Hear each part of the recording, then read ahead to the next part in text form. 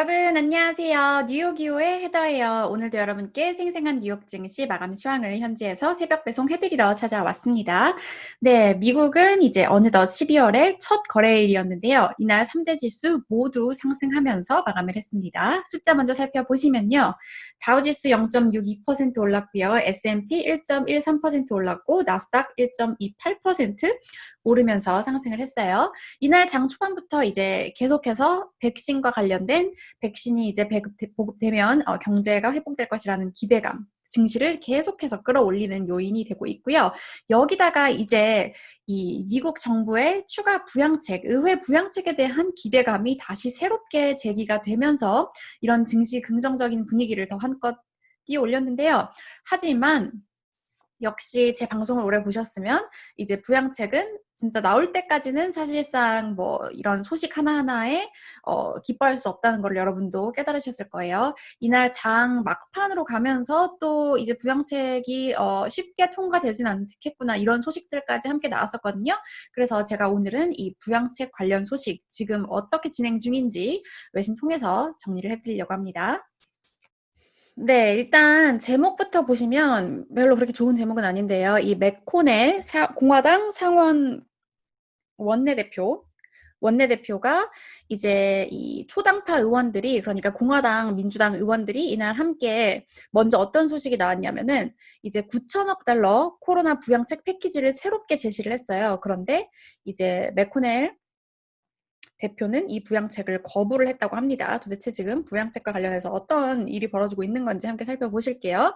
자, 이제 이날 이 초당파 의원들이 9천억 달러가 되는 이 부양책을, 새로운 부양책 패키지를 가지고 왔습니다. 자, 정확히는 9,080억 달러의 패키지고요.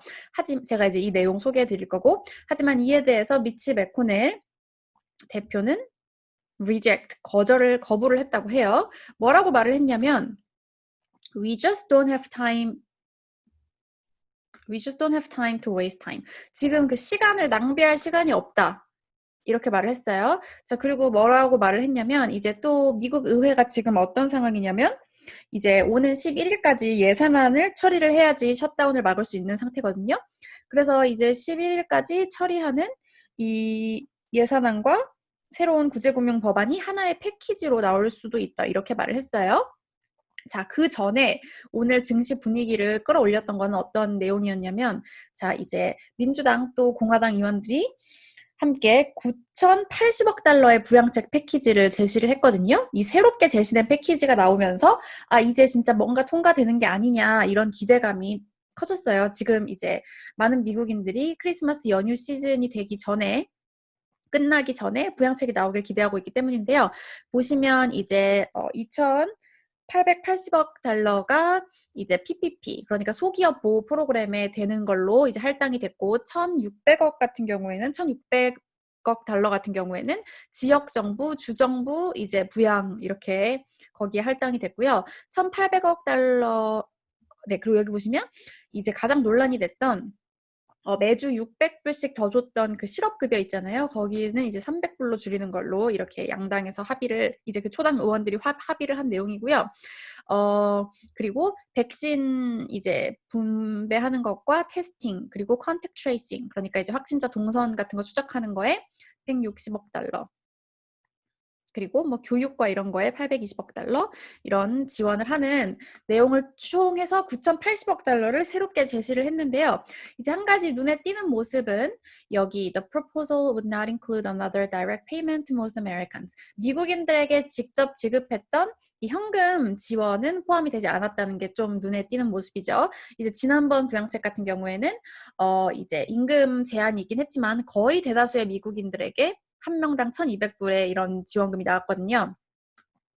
자, 이제 이거에 대해서 버지니아의 마크 워너 상원 민주당 의원은 뭐라고 표현을 했냐면 이제 바이든 행정부가 1월에 출범할 때까지, 그때까지 이제 나라를 좀 지지할 수 있는 일시적인, 네, 그런 일시적인, 그러니까 그런 부양책이다 이렇게 말을 했고요. 또 뭐라고 말을 했냐면 지금 우리가 통합적으로 듣는 것은 의회에 이제 이 홀리데이가 끝나가기 전에 이 미국 경제와 이 나라를 어떤 부양책도 없이 그냥 내버려두지 말아달라 이런 간절한 호소를 듣고 있다. 뭐 이렇게 말을 하면서 중요하다고 말을 했죠. 근데 당시에 이제 이게 나왔을 때도 CNBC가 이렇게 평가를 하긴 했어요. It's unclear. 정책 당국자들이 올해 말까지 이거를 통과할 수 있을지는 분명하지 않다. 왜냐하면 내용을 살펴보시면 일단 민주당이 원하는 거는 실업급여 일주일에 600불을 원하거든요. 그리고 공화당이 지금 원하지 않는 것은 아까 제가 설명해드린 내용의 주정부 지원 내용을 원하지 않기 때문에 이런 것과 관련해서 좀 의견 차이가 있을 거다 이렇게 말을 했는데 바로 이제 맥코넬 대표가 이 부양책 거절하겠다는 식으로 이제 발언을 한 거죠. 자, 그리고 이 새로운 부양책에 참여한 메인주의 공화당 수잔 콜린스 의원 같은 경우에도 It's absolutely essential that we pass emergency relief. 우리가 긴급 부양책을 통과시키는 것이 완전하게 필요하다 이러면서 지금 부양책의 필요성을 계속해서 강조하고 있습니다. 보시면 이제 12월에 완전히 끝이 나는 프로그램 같은 경우에는 뭐 실업급여 이렇게 익스텐션 늘려주는 거 끝나고 또 한 가지 끝나는 게 보면은 이제 지금 학자금 대출 같은 미국에 이제 학자금 대출 받는 사람들이 많죠.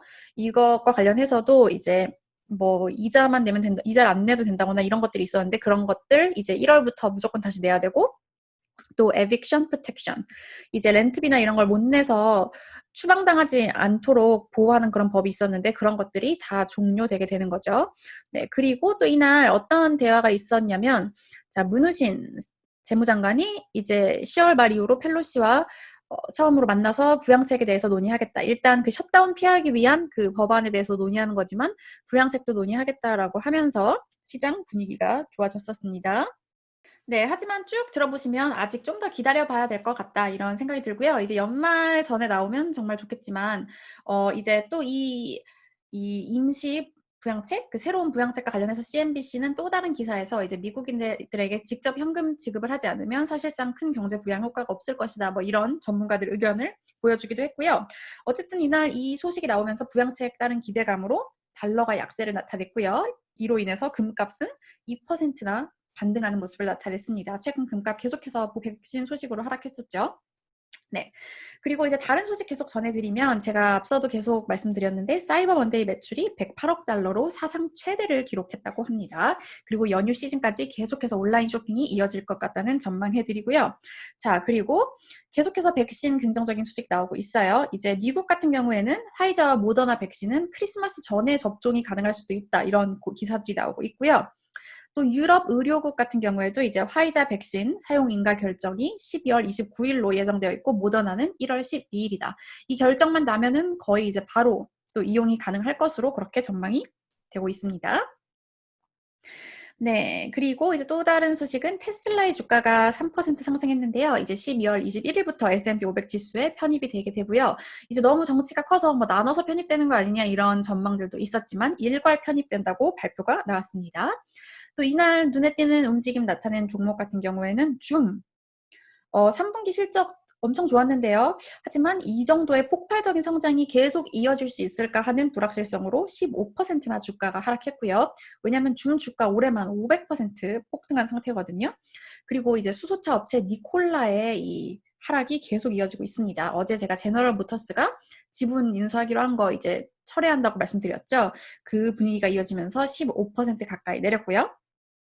이날 아마존, 애플 모두 좋은 모습 보였네요. 아마존은 1.64% 상승했고 애플도 3.08% 상승했어요. 네, 그러면 이제 증시 12월 첫날 증시 움직임에 대해서 전문가들은 어떻게 평가하고 있는지 CNBC 마감 기사 통해서 살펴보실게요. 네, UBS 글로벌 웰스 매니지먼트 CIO인 마크 하펠은 뭐라고 말을 했냐면요. 지금 투자자들은 잠재적인 우리가 이제 사회적으로 그리고 경제적 활동이 정상으로 돌아갈 수 있다는 것에 집중하고 있다. 이제 2021년 상반기에 효율적인 백신이 이제 배급될 것으로 기대를 하면서 자, 그래서 우리는 세계 증시가 현재 환경에서 추가적인 업사이드, 그러니까 이제 올라갈 수 있는 그런 가능성이 있다고 판단한다.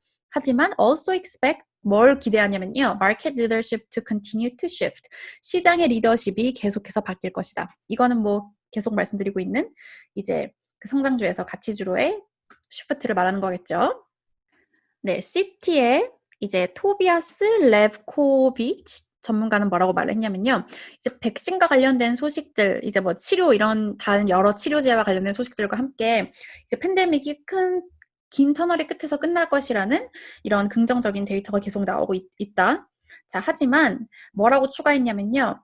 투자자들은 지금 여전히 시장이 직면하고 있는 그런 리스크들에 대해서 너무 안주하게 될 수도 있다.